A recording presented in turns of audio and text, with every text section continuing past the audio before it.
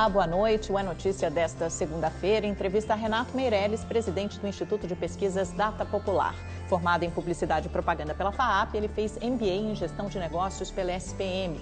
Hoje, Renato virou uma espécie de consultor político do governo, da oposição e do setor privado. Fará aqui conosco uma avaliação do momento histórico na política e nas ruas também, que pode levar, eventualmente, até mesmo ao impeachment da presidente Dilma Rousseff, né, Renato? Boa noite, seja bem-vindo mais uma vez. Boa noite, Amanda. Sempre um prazer estar aqui na Rede TV. Vamos ao que interessa, Renato. Crise política atingiu a temperatura máxima, pelo menos a temperatura máxima até agora, porque a gente sabe que isso sempre pode subir mais um pouco, né? Acho que é um aprendizado dos últimos dias.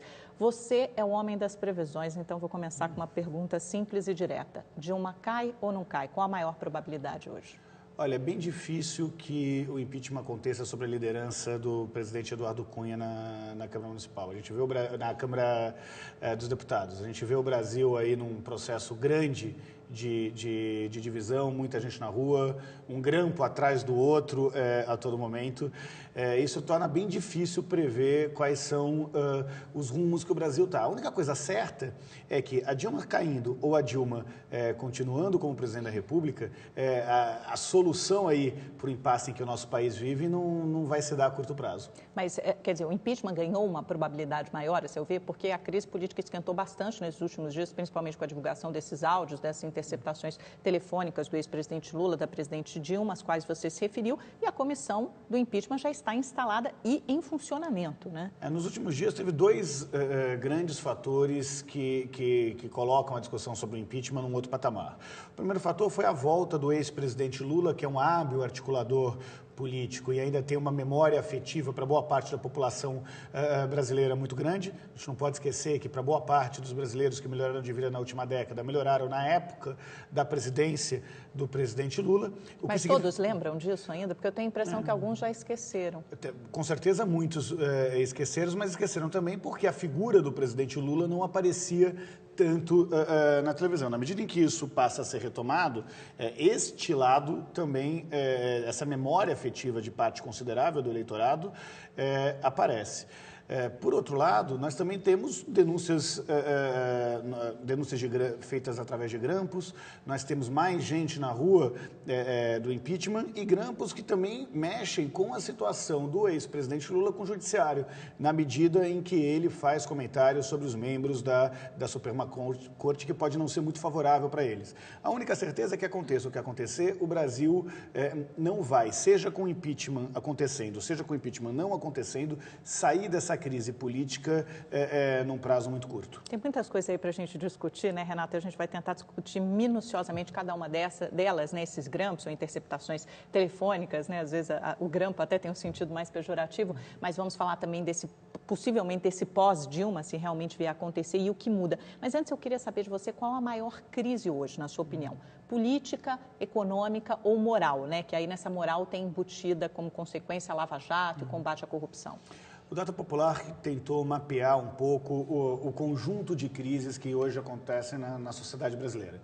E os dados são surpreendentes. A gente tem uma unanimidade com relação à existência de uma crise econômica, e a dona de casa e o pai de família que está nos assistindo não tem nenhuma dúvida sobre a existência efetiva de uma crise econômica. Nós temos, a olhos vistos, uma crise política instalada, uma crise política que começou com uma briga da situação versus a oposição e que hoje ganha as ruas, e o recado das ruas é muito claro, são contra a presidente Dilma, mas também não aceitam ser massas de manobra da oposição. Na verdade, eles acham que políticos são tudo farinha do mesmo saco, né? Mas a maior crise brasileira hoje é uma crise de perspectiva. Pior do que a crise econômica, a crise política, a crise ética e moral que o nosso país vive, é o brasileiro não ver luz no fim do túnel. Lá no Data Popular nós perguntamos se os brasileiros eram capazes de dizer o nome de alguém capaz de tirar o nosso país da crise. E 89% dos brasileiros, quase 9 de cada 10 eleitores, foram incapazes de dizer o nome de alguém. O detalhe interessante, Amanda, é que quando os poucos que sabiam dizer o nome de alguém, o nome que despontou, sabe de quem foi? Quem? Do Papa Francisco. E quando os brasileiros, como tem um argentino... Eu ia adivinhar o Sérgio Moro, mas foi o Papa Francisco. Foi o Papa antes Francisco. dele. O Papa Francisco está na frente do juiz Sérgio Moro como alguém capaz de tirar o Brasil dessa situação. impressionante. Quer dizer, é uma crise de liderança, é isso que você está dizendo. É uma crise de liderança muito séria. Quando os brasileiros falam o nome de um argentino como o nome mais próximo para conseguir tirar o Brasil dessa situação, alguma coisa está de errado. Porque se a gente pensar até em termos de imaginário popular, antes a gente tinha esse impeachment embasado principalmente nas pedaladas fiscais, que é algo de difícil compreensão e difícil alcance para a maior parte das pessoas, porque realmente é difícil entender esse conceito das pedaladas fiscais. Agora, quando você tem a suspeita de que a presidente da República tentou obstruir a justiça, seja por meio das acusações feitas por meio da delação premiada do Delcídio do Amaral, seja por essa conversa telefônica agora e a nomeação do ex-presidente Lula para o ministério, isso não se aproxima das pessoas, quer dizer, do imaginário popular, não faz mais sentido, não fica mais palpável? Olha, essa conjunção de crises econômicas, morais e políticas façam com que uma coisa seja a discussão jurídica sobre o impeachment. A outra é a discussão política sobre o impeachment, né? As pedaladas fiscais foi a justificativa jurídica que a oposição usou para abrir o processo e, em cima desse processo, procura ir aditando toda a novidade, tudo que aparece aí no processo de investigação. E é bom a gente lembrar que esse pedido de impeachment que a Câmara faz agora, né, avalia agora, é o pedido de impeachment esse originário, né, baseado nas pedaladas fiscais e agora foi aditada essa história da delação premiada do Delcídio, que é o que ele falou, ainda não tem as provas. Você tem um depoimento do ex-líder do governo, o senador Delcídio Amaral, que foi líder do governo, mas também fez parte do governo do PSDB, no Fernando Henrique, foi indicado e diretor da Petrobras na época do governo do Fernando Henrique, mas não é definitivamente os motivos que levam parte considerável da população brasileira a ir às ruas. As pessoas vão às ruas tentando, de alguma forma, acabar com o processo de corrupção, né? São as denúncias de corrupção que levam grande parte dos cidadãos brasileiros a irem para as ruas, mas também a vontade de achar alguém que simbolize isso. A sensação clara que nós vemos hoje nas manifestações pró-impeachment é muito semelhante àquele sentimento de indignação e injustiça que nós vimos acontecer em várias cidades em cima de casos de violência, né? Então, nós cansamos de ver no noticiário quando um trombadinho é pego depois de assaltar uma senhora e quando várias pessoas se juntam ao entorno desse trombadinha e espancam muitas vezes esse trombadinho. Então, não podemos esquecer que o sentimento de indignação é justo. É inaceitável que um país como o Brasil conviva cotidianamente com a corrupção como o nosso país vive, mas nós não podemos aceitar de forma alguma que a solução para isso seja o linchamento. Seja um linchamento físico, seja um linchamento moral. E muito se assemelha às manifestações hoje, esse fla-flu político que infelizmente virou a discussão na política brasileira, cria situações como nós vimos outro dia na Avenida Paulista, onde um casal jovem que estava com uma bicicleta vermelha foi agredido pelos manifestantes. Agora, essa comparação que você faz é grave, né? Porque esses menores suspeitos de praticar pequenos crimes, eles foram linchados por aquela turma do Leblon, no caso do Rio de Janeiro, por exemplo, da Zona Sul, da elite carioca. Quem está passando por esse linchamento? Quem é o linchado hoje? Hoje a gente vê uma insatisfação enorme com a classe política como um todo, sem absolutamente nenhuma exceção. Nós vimos, inclusive, vários dirigentes da oposição que tentaram ir para as manifestações e foram expulsos, literalmente, das manifestações, mas, sem dúvida nenhuma, o principal alvo a ser seguido é a presidente Dilma Rousseff. Mas ela está sendo linchada? Você compararia esse processo a um processo de linchamento ou a um processo de indignação legítimo da sociedade brasileira? Não são coisas contraditórias. Existe, sim, um processo de indignação com relação à corrupção. Tem muitas pessoas, diria a grande maioria das pessoas, inclusive, são pessoas de bem, são pessoas honestas, são pessoas que não aguentam mais ver a corrupção na sociedade brasileira, mas tem sim levado a processos de linchamento. É só acompanhar as redes sociais. Nós chegamos a ver memes, memes na internet com todo tipo de adjetivo relacionado à presidente da República. Palavras de baixo calão. Palavras de baixo calão, uma desqualificação moral pelo fato da presidente ser mulher. A gente vê a própria utilização de bonecos, né, seja do presidente Lula, seja da presidente Dilma, de uma forma a desqualificar a pessoa. a desqualificar o ser humano. Chegamos a ver carros com adesivos em que colocavam a presidente da República como se ela tivesse com a perna aberta no lugar em que se coloca a gasolina do carro. O cuidado, e é esse acho que o alerta que tem que ser feito, é que as democráticas manifestações contra a corrupção, as democráticas manifestações em favor de uma renovação da classe política, que vale lembrar não começou agora, uma manifestação que vem acontecendo no Brasil desde 2013, não escorregue para o fascismo. Não escorregue... Você vê esse risco hoje? Eu vejo a todo momento esse risco e tenho certeza que muitos dos nossos telespectadores acompanham isso nas redes sociais. Quantas vezes já se brigou e se perdeu amigos por conta dessa discussão política? Desde quando a cor de uma camiseta que alguém está vestindo diz que essa pessoa é melhor ou uma pessoa pior? Você usa aqui o fascismo no sentido dessa intolerância exacerbada, é isso? O fascismo no sentido de uma intolerância com o diferente. E o que isso significa na prática? Quando você é intolerante a qualquer pessoa que pensa diferente de você, você deixa de ouvir.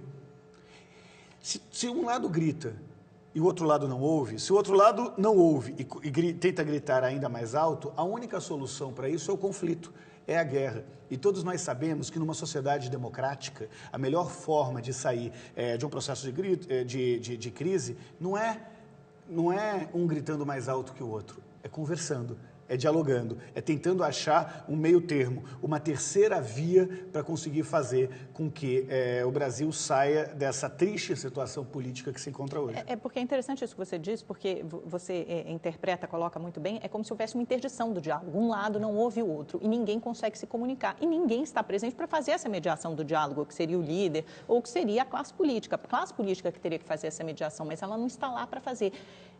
Quais os riscos? Você vê algum risco de golpe, como diz o governo, ou de ruptura institucional? Olha, o grande risco é que o Brasil tente achar uma terceira via que não tenha absolutamente nenhum compromisso com valores democráticos que, desde a redemocratização do nosso país, foi construído. Mas um novo Collor? Pode existir, sim, um novo Collor, pode existir também pessoas que não são como um novo Collor e que tragam coisas interessantes. Eu acredito hoje que, caso as próximas eleições presidenciais aconteçam, de fato, em 2018, muito provavelmente o próximo presidente da República nunca foi candidato a presidente da República. Para o nosso telespectador entender claramente o que está acontecendo. Sim, existe um descontentamento gigantesco com relação ao governo da presidente Dilma. Existe um sentimento de indignação a todos os casos de corrupção que todo dia são e têm que ser noticiados pela imprensa. Mas também é verdade que boa parte da população brasileira não consegue enxergar saída na oposição. Se a gente lembrar bem, o segundo turno das eleições presidenciais acabaram com 73% dos brasileiros, ou seja, mais do que 7 de cada 10 brasileiros, achando que o Brasil precisava de mudança. A oposição perdeu para a situação nas eleições, num cenário em que 7 de cada 10 brasileiros queriam mudança, portanto, um cenário fortemente favorável.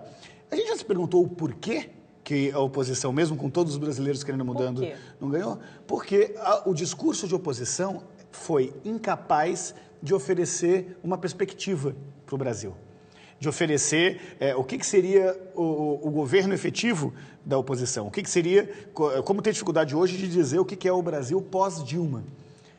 Quando a população brasileira não está interessada nessa briga política, ela quer saber em quem vai ajudá-los a resolver o seu próprio problema. Mas aí a oposição acusou o governo de estelionato eleitoral, né? Diz que a presidente Dilma não entregou o que ela prometeu. Pintou um cenário róseo, entrou no primeiro ano do segundo mandato, crise econômica avassaladora. É verdade, Amanda. A gente teve a oportunidade de fazer grupos de pesquisa cotidianos lá no Data Popular para tentar entender um pouquinho como é que está a cabeça do brasileiro. E não foi diferente no processo eleitoral. O que a gente vê? É que sim, pode ter existido um estelionato eleitoral, mas ele foi das duas partes. Boa parte das pessoas que hoje estão insatisfeitas do governo estão insatisfeitas porque a presidente Dilma, seja pela crise econômica, seja por uma propaganda enganosa, pelo motivo que for, não cumpriu o que falou que ia cumprir. Não cumpriu a manutenção do FIES, não conseguiu ampliar o valor do Bolsa Família, não conseguiu continuar levando, na mesma velocidade que levava, o conjunto de programas sociais e de inclusão de renda que foi promovido no Brasil nos últimos anos.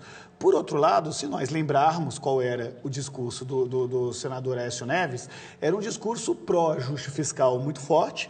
Era um discurso que dizia que o Brasil teria sim que frear e que fazer ajustes. Mas quando as mudanças para esse ajuste foram para o Congresso Nacional, o senador Aécio Neves e a bancada do PSDB também votaram contra esse ajuste. Portanto, a presidente Dilma não cumpriu o que foi dito no processo eleitoral por não radicalizar as reformas sociais e econômicas a favor da igualdade de oportunidades e de uma maior distribuição de renda.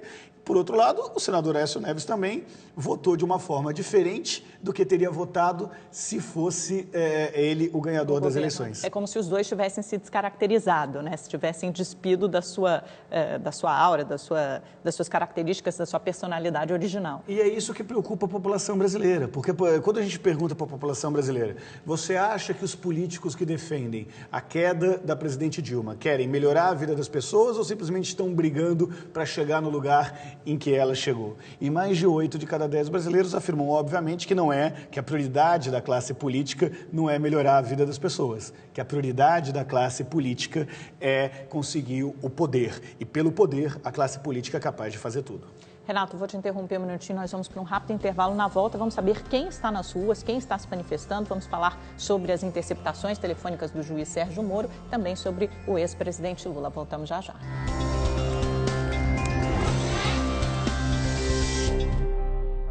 Olá, estamos de volta com Renato Meirelles, presidente do Instituto de Pesquisas Data Popular. Estamos falando, obviamente, sobre política, né? Aliás, é um assunto de absolutamente todo mundo, no táxi, no aeroporto, nas ruas, no trabalho, eu acho que na família, né? A política é impressionante como esse tema dominou todas as esferas da vida, né? Pessoal, profissional. Sem dúvida nenhuma, por conta de todos os acontecimentos, a política ganhou o centro do debate nacional, passou o futebol como um dos temas mais discutidos, mas além de ter passado o futebol, também ganhou contornos de torcida de futebol, onde muitas vezes se discute pouco a técnica, o que está acontecendo, o bom futebol, e se discute mais a desqualificação do time adversário. As paixões, né? Quer dizer, virou aquela coisa fla-flu, debate fla-flu que você estava... Infelizmente, as paixões do debate político têm deixado a solução para essa crise mais distante. Quando você não conversa, você não consegue dar o próximo passo. O risco disso é que resvale, que termine em confronto físico? Só para esclarecer primeiro para os nossos telespectadores, a gente está gravando essa entrevista, são 12h40 da tarde de sexta-feira, portanto, estão começando as manifestações pró-governo na Paulista. A gente não sabe ainda se haverá algum confronto físico, mas certamente existe esse temor, porque tem muita gente que se manifestou contrariamente ao governo nos últimos dias também. Você acha que em algum momento vai levar isso? Já levou em algumas manifestações menores? Você teme que isso volte a acontecer, Renato? Olha, isso já aconteceu na posse do ex-presidente Lula como ministro na frente do Palácio do Planalto. Isso pode ou não acontecer nas manifestações, em especial se a Polícia Militar e as forças de segurança não souberem, de fato, separar as manifestações. Mas isso já acontece cotidianamente. A questão da violência no debate político está presente no almoço de família, está presente nas redes sociais, está presente numa agressão que acontece com pessoas que estão andando na rua e por estarem com uma camiseta pró-Moro passam a ser estilosadas e por estarem por uma camiseta vermelha também passam a ser hostilizadas. Esse comportamento de radicalismo, no sentido de não apenas não querer ouvir o outro, mas ter quase que uma necessidade de agredir o outro, é muito ruim para a democracia brasileira. Qual o risco social disso, dessa divisão mesmo da sociedade? Se nós voltarmos um pouco na história, nós vamos ver que boa parte dos movimentos que levaram a situações de ditadura ou de fascismo no mundo vieram após essa radicalização política, vieram através da criação de um clima de intolerância. É muito comum hoje nas redes sociais amizades sendo desfeitas por conta de um comentário. Cansamos de ver exemplos de novo nas redes sociais, de patrões questionando qual é a opção partidária dos seus funcionários. Esse clima de intolerância, sem dúvida nenhuma, não é o caminho não é o caminho para que a gente chegue num consenso.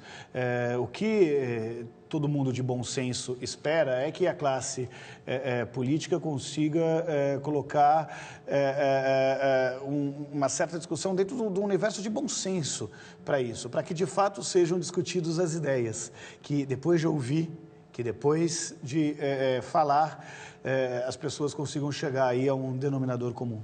Renato, você preside um instituto de pesquisas. Quem está nas ruas hoje, ou esteve nessas últimas manifestações da Paulista, até esses movimentos de pessoas que passaram quase 40 horas lá, que ficou conhecido como Occupy Paulista, né? Uma referência àqueles movimentos no exterior também. Quem são essas pessoas? Olha, qual o perfil delas? Hoje a gente vê a rua tomada por todos os lados. De fato, os oposicionistas aparecem aí com mais gente na rua, né? Mas também vemos grandes manifestações dos movimentos sociais a favor da manutenção do governo ou provocando uma discussão sobre uma eventual legalidade do processo de impeachment. Então, vamos primeiro falar sobre essas grandes manifestações que desde o ano passado acontecem, que são manifestações de pessoas contrárias ao governo. Os números que não são nossos, são números do Datafolha, mostram que o perfil sociodemográfico das pessoas que estão participando da manifestação é, de fato, um perfil mais velho do que a média da população brasileira, muito mais escolarizado do que a média da população brasileira. O número de pessoas com ensino superior completo é quase 3 vezes maior do que a média da população brasileira. São mais brancos e mais ricos do que a média da população brasileira. Foi o que o jornal britânico definiu a primeira vez em março de 2015 ainda, que ele falou que o perfil das pessoas que iam aos protestos é exatamente isso, mais branco, mais rico e mais velho. É exatamente isso, e são sim majoritariamente formados, pelo menos 2/3 desses manifestantes votaram no segundo turno no ex-senador Aécio Neves. Dado isso, mas fica isso a pergunta, não deslegitima, de né? jeito nenhum deslegitima. Para o governo, deslegitima, o governo desqualifica dessa forma, dizendo que são os coxinhas. Mas isso só faz acirrar ainda mais o debate, né? Uma coisa é a constatação do fato. São mais velhos, mais ricos, mais brancos e mais escolarizados do que a média. Isso desqualifica a legitimidade do movimento de forma alguma. De forma alguma isso desqualifica. São parte da sociedade. Nós tivemos as maiores manifestações da história do Brasil. Essas pessoas que foram para a rua têm que ser respeitadas. Essas pessoas que foram na rua têm que ser ouvidas. Digo mais, a oposição erra ao achar que todas as pessoas que foram às ruas ou as pessoas que apoiam aqueles que foram às ruas pensam da mesma forma. Nós tivemos nessas manifestações jovens estudantes, tivemos pessoas que defendem a volta da ditadura militar. Tivemos pessoas que são homofóbicas, que são racistas e preconceituosas, mas tivemos muita gente que também acha um absurdo o racismo, o machismo e a homofobia. A oposição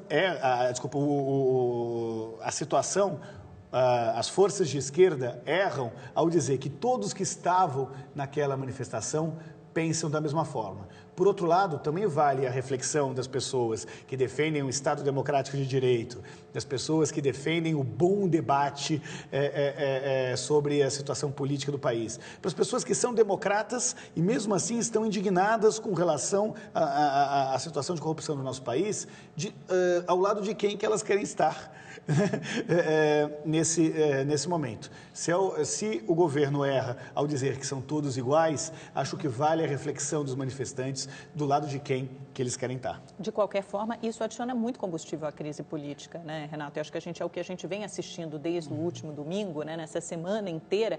A crise tomou uma outra proporção, com as ruas constantemente ocupadas por um lado ou pelo outro. Exatamente por isso. Do outro lado, quem nós temos também? Nós temos um conjunto de pessoas mobilizadas pelos movimentos sociais, mobilizadas pelos sindicatos, mobilizado pelas organizações estudantis, pelas associações de bairro. A base social do PT. Que é a base social do PT. E isso é um detalhe que boa parte dos analistas não levam em conta. O PT, diferente do ex-presidente Collor, exatamente, tem uma base social organizada. O PT diferente do ex-presidente Collor, conseguiu, em que pese a discussão ética e moral que aconteceu nesses últimos tempos, conseguiu, de fato, mudar a vida de milhões de brasileiros.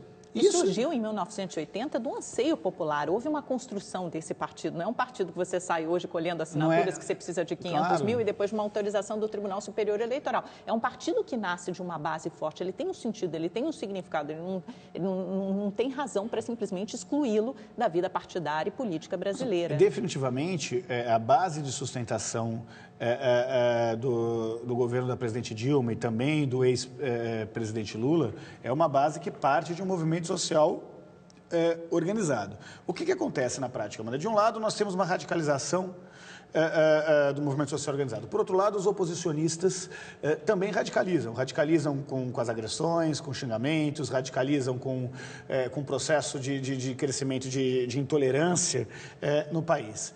E o que acontece com o cidadão comum? O cidadão que está em casa, esse cidadão que muitas vezes está muito insatisfeito com Mas ele se identifica com qual desses movimentos? Com as duas coisas. Na verdade, o que ele é? Ele é contra a radicalização, num primeiro momento. Acho que ele não... eu tenho certeza que a grande maioria dos brasileiros preferem o diálogo do que esse confronto. Mas lá no Data Popular, nós fizemos uma pesquisa para exatamente identificar se os 80% da população brasileira que avaliam o governo como ruim ou péssimo pensam da mesma forma. E o que a gente viu, Amanda? 36% das pessoas acham que o governo é ruim, péssimo, não gostam da presidente Dilma e também não gostam do ProUni, do Pronatec, do Minha Casa Minha Vida, do aumento real do salário mínimo, da aposentadoria indexada à inflação. Que é a parcela mais conservadora da sociedade, né? Que é uma parcela considerável da sociedade brasileira, que são 36% dos que não gostam da presidente Dilma e 38% do eleitorado. Por outro lado, nós temos 44% das pessoas, 44% dos brasileiros que avaliam o governo como ruim ou péssimo, mas que defendem o ProUni, que defendem o Pronatec, que defendem o Mais Médicos, o Minha Casa Minha Vida. São pessoas que avaliam o governo ruim ou péssimo porque ele não conseguiu implementar esta agenda, que foi o que levou muitos deles a votarem na presidente Dilma, a terem votado no presidente Lula em eleições anteriores. São os descontentes, São né? os descontentes. Que se sentiram traídos de alguma forma. Em outra palavra, se existe uma unanimidade, é a insatisfação com relação ao governo Dilma. Mas existe algo que não está longe de ser uma unanimidade no Brasil, que é o tipo de sociedade que o brasileiro defende. O projeto de país, o tipo de governo. Com o projeto de país. E o projeto de país defendido pela maior parte da população brasileira é de ter um Estado vigoroso.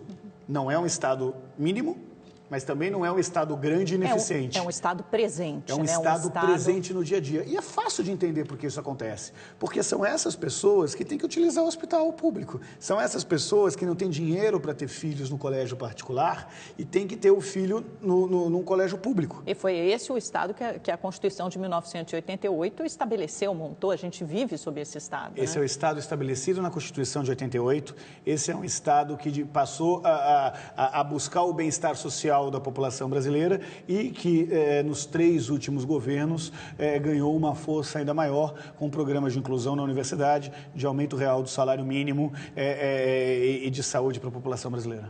Só para a gente terminar esse bloco, Renato, você vê algum paralelo, alguma semelhança entre o movimento que acontece hoje, né, que a gente está chamando de Occupy Paulista, mas acontece, vai pipocando em várias partes do país, com o movimento dos caras pintadas em 1992, que tirou Collor do poder? O movimento que acontece hoje é um movimento de indignação. Esse movimento de indignação, a atual situação do país acontece hoje, aconteceu no movimento do impeachment, aconteceu no movimento das diretas já e também aconteceu em 1964 com a implantação da ditadura militar no Brasil.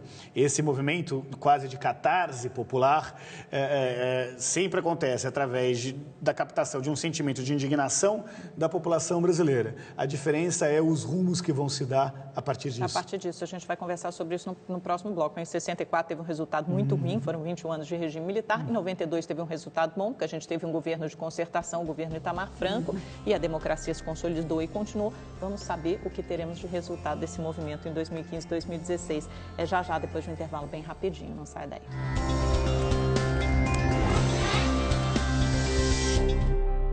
Olá, é notícia de volta com Renato Meireles, presidente do Instituto de Pesquisas Data Popular. Renato, a gente estava falando no finalzinho do último bloco, o que podemos esperar do pós-Dilma? Onde vai dar esse movimento? Você disse que movimentos parecidos podem ter vários desfechos. Em 64 terminou em golpe militar, em 92 teve um bom desfecho, trouxe a gente até hoje. E esse de 2015 e 2016? Olha, primeiro vamos analisar quais são os cenários dados hoje na população.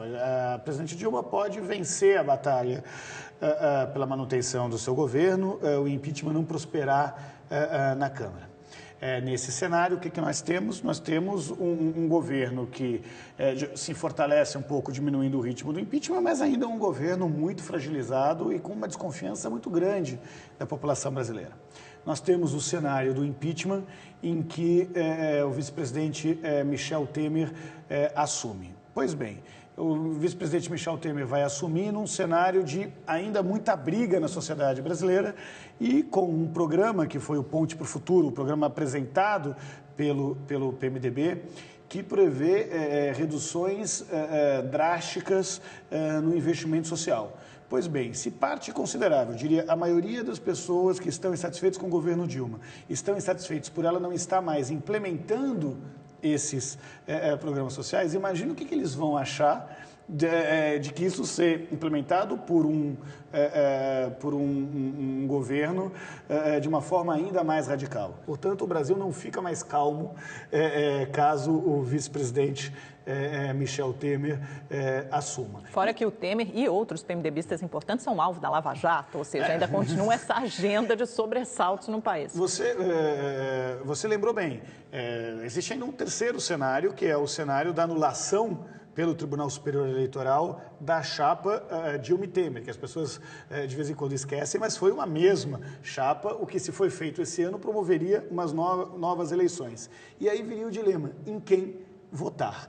Por que eu estou dizendo isso? Porque se a corrupção aparece hoje na sociedade brasileira como a maior causa, a principal responsável pela crise econômica, se 92% dos brasileiros concordam totalmente com a frase "todo político é ladrão", se quando nós perguntamos para os brasileiros se eles acham que os políticos que podem assumir o governo, seja quem for, no lugar da presidente Dilma, são mais honestos do que ela, e a grande maioria dos brasileiros falam que não são mais honestos do que a presidente Dilma, o debate sobre a corrupção vai permanecer. O que você está querendo dizer é que é trocar 6 por meia dúzia. Você limpa uma parte, mas não faz a limpeza geral. Olha, eu analiso a opinião das pessoas, eu analiso a opinião pública. Então, não me cabe fazer juízo de valor se de fato a presidente da República é ou não é honesta, ou se os demais políticos são ou não são honestos. O que eu posso dizer, sem medo de errar, com dados da pesquisa do Data Popular, é que para a maioria da população, todo político é igual. É tudo farinha do mesmo saco. E que sobre essa ótica seria trocar 6 por meia dúzia do ponto de vista do combate à corrupção brasileira. Aliás, é esse debate que muitas vezes também tem sido traçado nas redes sociais. Um dos motivos que tem levado à radicalização da opinião pública brasileira é um sentimento de parcela considerável dos brasileiros que exista uma certa seletividade nas denúncias de corrupção. É como se, de alguma forma, a justiça pesasse mais para um lado do que para o outro. E é interessante também, porque então o que você está dizendo é que essa instabilidade política deve continuar até pelo menos 2018, até novas eleições acontecerem? Essa estabilidade política pode ser resolvida se, de fato, passar a ter o entendimento de todos na busca de uma solução. Isso não vai ser feito antes da definição sobre o processo de impeachment. Seria muito interessante que, caso a presidente Dilma consiga barrar o impeachment, ela chamasse as outras parcelas da sociedade brasileira para o diálogo e para um governo de situação nacional. É muito importante que, caso o vice-presidente da República, Michel Temer, que é um político muito experiente, o político que preside um partido que é o PMDB, que também tem muitas polêmicas, mas que, por outro lado, foi fundamental no processo de redemocratização do país, também chame um governo de união nacional e um governo que tente implementar ajustes econômicos que não prejudique a parcela mais pobre da população brasileira. Eu faço parte do time dos otimistas, então mesmo a situação política não tendo muito claro, eu confio que seja quem saia vitorioso desse embate que nós vivemos hoje, que esse vitorioso consiga chamar o restante da sociedade brasileira para um governo de reconstrução nacional. De união, né? Um pouco como foi o governo de Itamar. Agora, mudando um pouco de assunto, Renato, foi um erro colocar o presidente Lula no Ministério da Casa Civil? O tiro saiu pela culatra? Eu tive a oportunidade por conta do trabalho do Data Popular, conversar com todas as partes envolvidas aí. Com todos os políticos, né? A gente sabe que todos te consultam, Renato, o presidente Lula, os do PSDB, do PMDB, todos. Eu tive a oportunidade de tentar entender um pouquinho o que passa na cabeça de todos esses agentes políticos da sociedade brasileira. E o que a gente viu? O governo da presidente Dilma usou a sua bala de prata. O governo da presidente Dilma fez uma tentativa de, ao trazer o presidente Lula para o seu governo, lembrar que a defesa não se trata da figura da presidente Dilma, mas da defesa de um projeto para o país.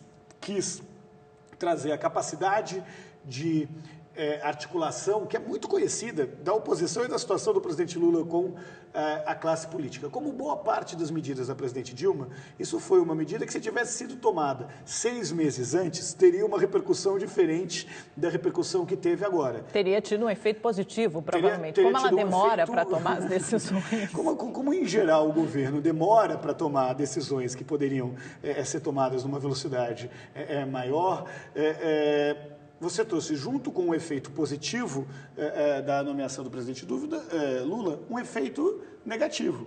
Um efeito de que ele virou ministro para tentar, de alguma forma,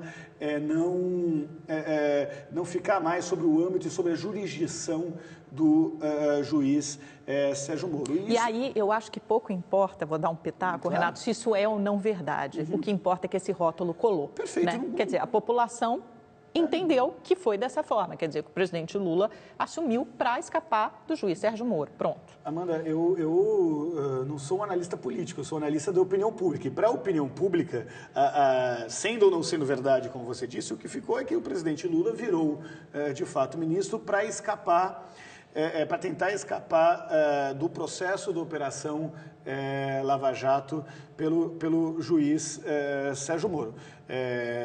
Isso é tão claro que boa parte dos brasileiros esquecem que a investigação continua. A investigação passa a ser, inclusive, dirigida pela Suprema Corte do país, que são os juízes mais qualificados para conseguir tomar qualquer decisão no Brasil. E que o presidente Lula não é sequer réu ainda. E que o presidente Lula não é nem, bem lembrado, não é réu. Ele é apenas investigado. Nesse processo. Ele não foi nem denunciado nesse processo. Agora, qual é a contrapartida disso? A contrapartida é que, se o governo usou a sua bala de prata, o juiz Sérgio Moro também usou a sua bala de prata. Deu checkmate. Como se fosse num jogo de truco, em que o governo pediu 3, a operação da Lava Jato de Curitiba pediu 6, e agora o jogo está lançado para ver o que acontece. Agora, você acha, Renato, que o juiz Sérgio Moro agiu politicamente ao divulgar aqueles áudios em que aparece a conversa entre o ex-presidente Lula e a presidente Dilma? Olha, Amanda, eu vou pedir licença para o telespectador para dar minha opinião pessoal sobre os acontecimentos. Eu acho, sinceramente, que a Operação Lava Jato e que o juiz Sérgio Moro caminhavam e de fato fizeram isso, para algo muito importante para a história desse país. Foi muito importante que se desnudasse todas essas denúncias de corrupção. E não apenas a corrupção na classe política. Um dos méritos da Operação Lava Jato foi também investigar os corruptores. Investigar a classe empresarial pela primeira vez. Que, de fato, pagava para os políticos. Porque muita gente acha que o corrupto é apenas quem recebe. Não, quem paga é tão ou mais culpado do que quem recebe o dinheiro para oferecer algum tipo de benefício. E sobre esse aspecto, a Operação Lava Jato estava fazendo um grande serviço para a democracia brasileira. Acontece que, de fato, a isenção de qualquer juiz é fundamental num processo democrático e na garantia do Estado democrático de direito. As pessoas só confiam nas leis se acreditam que serão julgados por pessoas que de fato são imparciais. Imagine que você tem um jogo, uma final de campeonato de Flamengo versus Fluminense. A torcida do Flamengo xinga a mãe do juiz e o juiz dá um pênalti para o Fluminense só porque ele não gostou que a torcida do Flamengo xingou a mãe dele. Isso não pode acontecer. O juiz tem que ser imparcial. E, você está dizendo que o Sérgio Moro não é? O que eu estou dizendo é que é muito estranho que uma operação que estava sendo levada por sigilo de justiça até horas antes do ex-presidente Lula ser nomeado ministro, saia do sigilo de justiça. Se isso não é, de fato, uma postura oportunista do juiz Sérgio Moro, eu não sei que outra palavra dar a isso. Porque antes não tinha a necessidade de dar publicidade a tudo, passou a dar só no momento em que o ex-presidente foi indicado como ministro. Essa dúvida que nós ouvimos de boa parte da população brasileira. E isso é principalmente, muitas vezes, até um embate jurídico, né? Quer dizer, se era da competência dele ou não, porque o ex-presidente Dilma aparece em um dos áudios e tal, tudo isso é do embate jurídico, mas o efeito político é devastador. Eu não tenho dúvida que ninguém faz as mudanças e promove as mudanças que estavam sendo feitas na sociedade brasileira, como os procuradores da Operação Lava Jato e o juiz Sérgio Moro, sem ter o mínimo de entendimento sobre o que está acontecendo na sociedade brasileira. E tenho certeza que praticamente ninguém tem dúvida de que o juiz Sérgio Moro sabia dos efeitos políticos da liberação do áudio. E jogou para a torcida, então. E, de fato, decidiu jogar isso para a imprensa, jogar isso para a torcida. Eu não sou jurista, eu não sou advogado, eu não tenho condições de avaliar se de fato isso foi uma decisão legal ou foi uma decisão legal. Agora, obviamente que foi sim uma decisão política.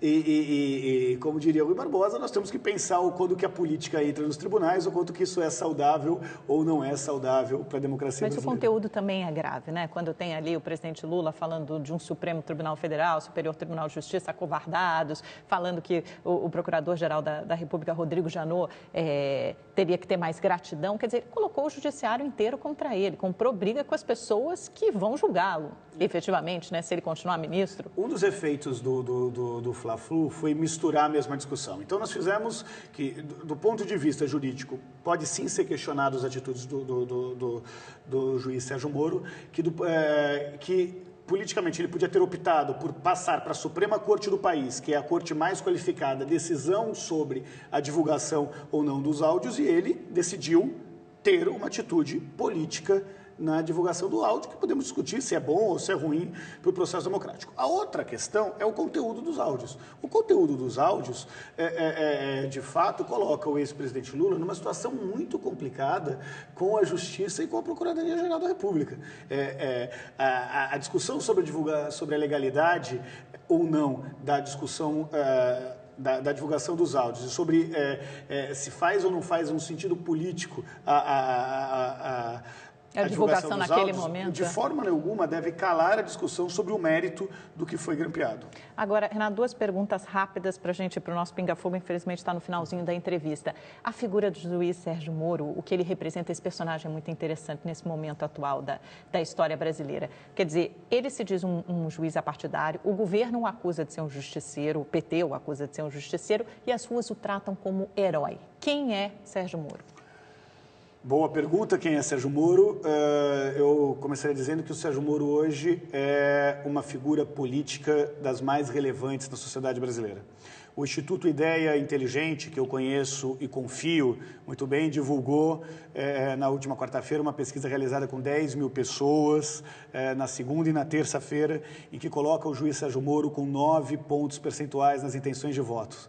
Num cenário em que o senador Aécio Neves, ex-candidato a presidente da República, aparece com pouco mais de 24%, 25%, que o ex-presidente Lula aparece com 21%. É muita coisa. Né? Marina Silva aparece muito bem, o juiz Sérgio Moro aparece com 9%. Então, hoje, as próximas pesquisas eleitorais feitas considerarão a figura do juiz Sérgio Moro como candidato à presidência da República. E é muito natural que um juiz que promoveu o debate sobre o tema da corrupção, como o juiz Sérgio Moro promoveu, um juiz que eu tenho certeza que chega em qualquer restaurante, em qualquer encontro de família, é aplaudido. E tem várias pessoas que o perguntam que bom seria se tivessem políticos, como ele passa a ser um agente político. A pergunta que fica ao ser um agente político, como fica a isenção na hora de julgar todos os desmandos que aconteceram no Brasil e que está sendo apurado pela Operação Lava Jato? Então, por esse ponto de vista, é uma estratégia errada da presidente Dilma comprar briga com Sérgio Moro, né? Porque num discurso na sexta-feira, novamente,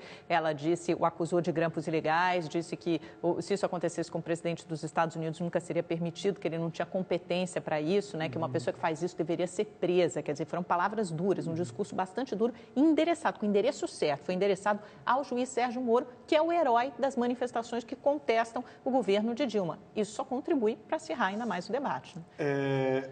Tem muito debate sobre as qualidades ou defeitos da presidente Dilma. Mas se tem uma coisa que está sempre muito clara, é que ela não é uma estrategista. Ela é uma presidente, por conta da sua história política, que fala exatamente aquilo que ele pensa. Então, eu não sei o quanto... Acho que o Moro é melhor político do que a Dilma, né? O fato é que se nós formos discutir estratégia, aqui, efetivamente, a estratégia de divulgação e de apuração da Operação Lava Jato se mostrou mais eficiente do que uma possível ou pretensa estratégia do governo. Eu tenho certeza que quando a presidente Dilma falou sobre a sua insatisfação com relação à condução do processo de justiça e aos grampos que foram feitos na Operação Lava Jato, ela sim endereçou ao juiz Sérgio Moro, mas não acho que isso seja uma estratégia. Acho que foi muito mais um desabafo. Renato, infelizmente temos que ir para o nosso pinga-fogo. Eu tinha tantas perguntas reservadas aqui sobre 2018, mas vamos lá para o pinga-fogo. Sérgio Moro. Um membro de uma cruzada. Lava Jato. Importante para o país. Eduardo Cunha. O único brasileiro que consegue ser mais odiado do que a presidente Dilma. Supremo Tribunal Federal. É quem tem a responsabilidade de botar ordem na casa. Aécio Neves. Uma grande liderança política. Fernando Henrique Cardoso. Um dos grandes estadistas que o Brasil já teve. Lula. O maior líder popular da história do Brasil. Ainda? Ainda. Dilma. Uma brasileira com uma história que sobre nenhum aspecto deve ser questionada na luta contra a ditadura militar, mas que teve uma efetiva dificuldade de conseguir traduzir o seu governo para os projetos que levaram a ser eleita e reeleita presidente da República. Renato, muito obrigada pela sua quarta visita, quarta entrevista aqui ao É-Notícia. Está sempre convidado para voltar mais e mais vezes. Muito obrigado, Amanda, pelo convite. É um prazer falar com todos os telespectadores do É-Notícia. Muito obrigada. E obrigada a você também que nos acompanha até essa hora da noite. Tenha uma excelente semana. Se você não conseguiu ficar acordado até o final, perdeu o comecinho da entrevista, é só acessar o nosso site. Os endereços estão aí embaixo no seu vídeo. Você pode rever a entrevista. Uma ótima noite, uma excelente semana e até a próxima.